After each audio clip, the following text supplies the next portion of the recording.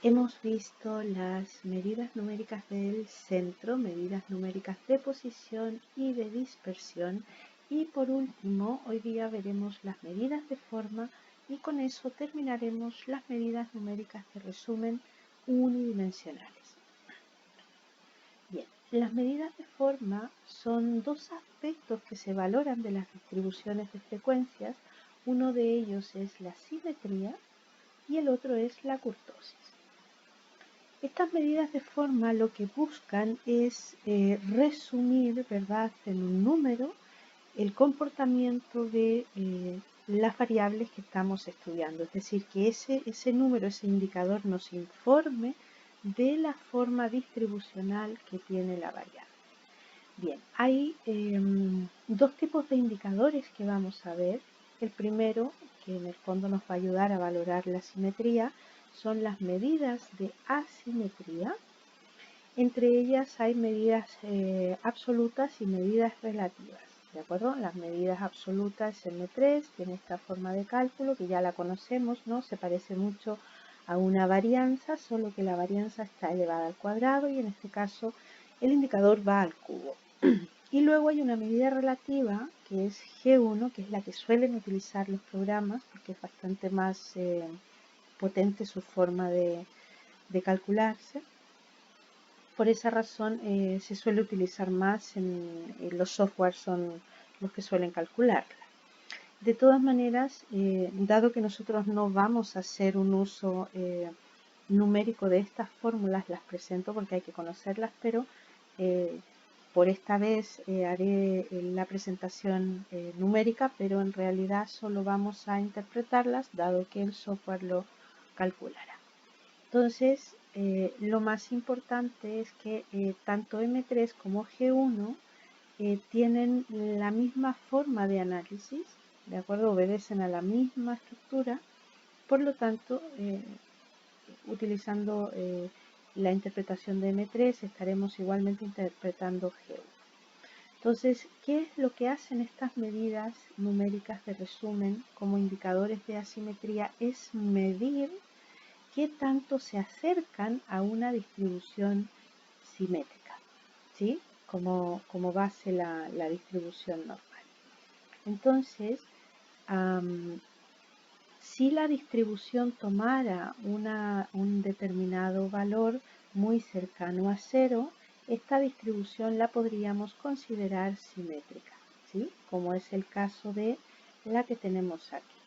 Cuando estos indicadores son muy superiores a cero, entonces estamos frente a una asimetría positiva, como es este el caso, ¿sí? Es decir, el crecimiento, ¿cierto?, se produce en las zonas más bajas y en la zona más alta se produce esa disminución suave y paulatina.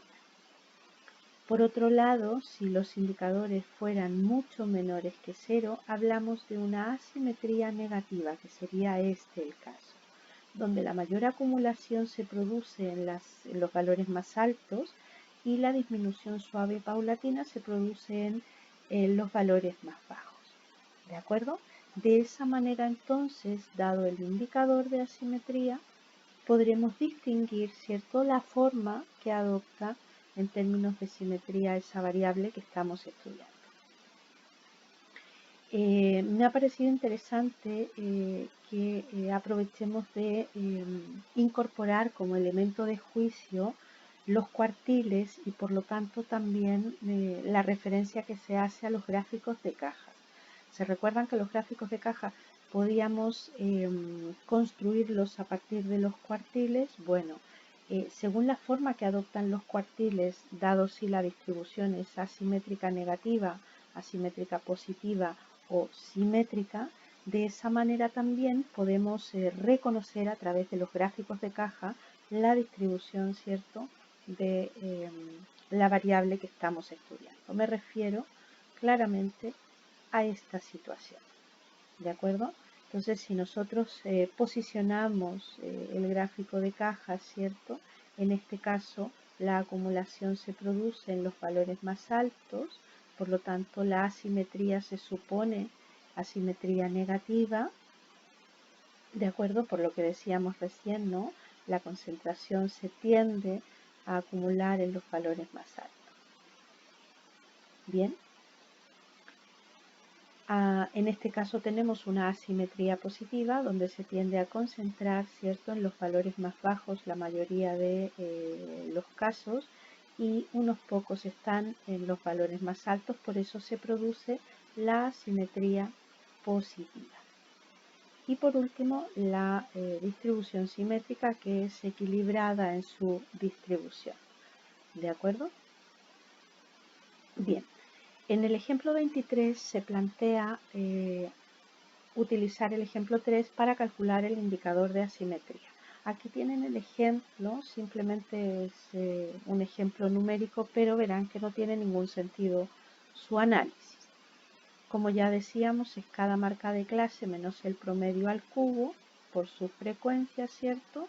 Hacemos eso con cada categoría, dividimos por el n total y dividimos por la desviación típica al cubo. El resultado, 21,21. ¿Por qué el signo de interrogación? Porque en el fondo, ¿cómo interpretamos esto? Bueno, si este valor, ¿cierto?, está muy por encima, ya lo dijimos, de 0, que es el caso, ¿cierto?, estaríamos en presencia de una asimetría positiva. ¿De acuerdo? Entonces, ¿se recuerdan la forma que solo mirando la distribución, solo mirando la tabla de frecuencias y antes observando la media y la mediana ya nos dábamos cuenta de una distribución que era asimétrica? Bueno, ahora le podemos dar un nombre. Esta distribución es asimétrica positiva. Fíjense, el indicador es muchísimo mayor que 0, por lo tanto se confirma que evidentemente la distribución es asimétrica positiva. ¿De acuerdo? Bien, ¿eso qué significa? Bueno, las mayores frecuencias se tienden a concentrar en las categorías más bajas, ¿cierto? En este caso la mayor concentración de teleoperadores estaba en los tiempos más pequeños de demora, ¿cierto?, en cerrar la venta, y solo unos pocos están en las categorías de mayor tiempo. La otra medida que utilizamos para valorar la forma es la medida de apuntamiento o kurtosis. ¿Sí? Estas medidas de apuntamiento o kurtosis lo que buscan es, a través de una distribución tipo, como es la distribución normal, valorar el grado de apuntamiento que tiene esa distribución que estamos analizando, ¿cierto?, partiendo de la base que la distribución es simétrica. Entonces aquí tenemos un primer requisito: cada vez que vayamos a hacer el análisis de la kurtosis, la distribución debe ser simétrica, situación que no es, ¿verdad?, en el caso del ejemplo número 3 que estamos analizando, ¿de acuerdo? Bien, entonces, el indicador de kurtosis es G2, tiene una forma de cálculo muy similar a la anterior, solo que en vez de elevar todo al cubo será a la cuarta, y dividido por la desviación típica a la cuarta también. Entonces, estos indicadores, cada vez que tomen valores muy cercanos a 0, hablaremos de una distribución de kurtosis normal, ¿verdad?, que sería el caso de la azul, que se llama mesocúrtica. Si fuera muchísimo mayor que 0, G2, entonces hablaríamos de un grado de apuntamiento muy alto, como es el caso de la curva roja, a la que le llamamos una distribución leptocúrtica, que tiene una kurtosis muy alta.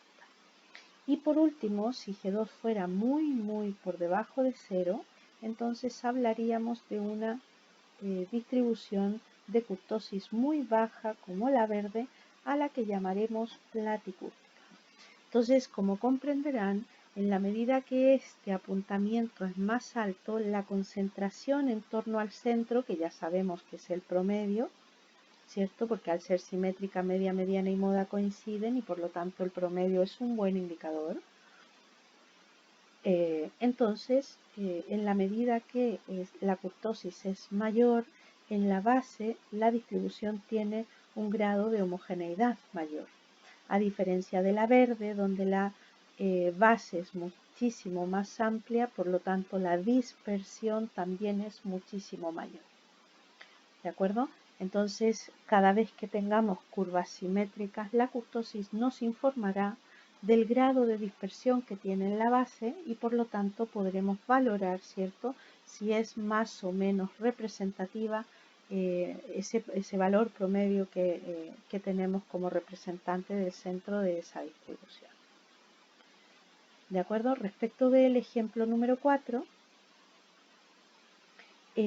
solamente lo vamos a hacer en términos numéricos porque ya hemos comentado, ¿cierto?, que la kurtosis solo la podemos valorar en distribuciones que son simétricas y en el caso del ejemplo 3 no lo era.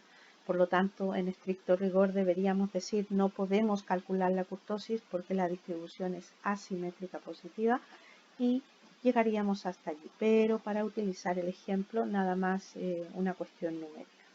¿De acuerdo? Entonces, si hacemos los cálculos, entonces esto será aproximadamente, ¿cierto?, 59 aproximadamente, ¿cierto? Entonces, igualmente es una cantidad muy alta, lo que nos indicaría, si es que fuera una distribución simétrica, una kurtosis altísima, ¿cierto? Pero ya sabemos que no tiene sentido dada la asimetría de la distribución que estamos analizando en el ejemplo número 3. Bien, con esto damos por terminadas las medidas numéricas de resumen, ¿cierto?, unidimensionales, y también damos por terminada la primera parte de la unidad 1, que es el análisis descriptivo unidimensional.